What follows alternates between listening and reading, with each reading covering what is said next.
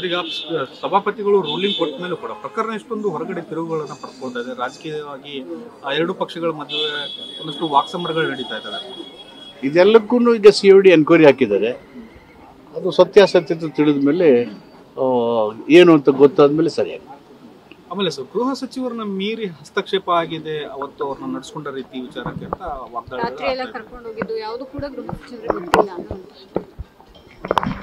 Extra constitution authority ಯಾವುದೂ ಇಲ್ಲ ಸರ್ಕಾರದಲ್ಲಿ. Law will take its own course.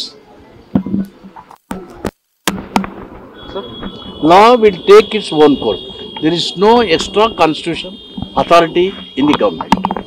ನಿಮ್ಮ ಅನುಭವದಲ್ಲಿ ಹೇಳಿ ಸರ್, ಸದನದ ಒಳಗೆ ಆದ ಬೆಳವಣಿಗೆ ಪೊಲೀಸ್ ಸ್ಟೇಷನ್ ತನಕ ಹೋಗಿದ್ದ ಇತಿಹಾಸದಲ್ಲಿ ಇದೆಯಾ? ಇದು ಫಸ್ಟ್ ಟೈಮ್.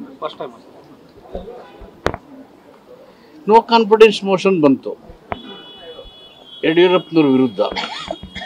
ಸಿದ್ದರಾಮಯ್ಯರು ನಾವೆಲ್ಲ ವಿರೋಧ ಪಕ್ಷದಲ್ಲಿ ಇದ್ದರು. DGP ನಮ್ಮ ಬಿದ್ರಿ ಇದ್ದರು. ಇಡೀ ವಿಧಾನಸಭೆದ ಒಳಗೆ ಅವರೇ ಆಕ್ರಮಿಸ್ಕೊಂಡಿದ್ರು.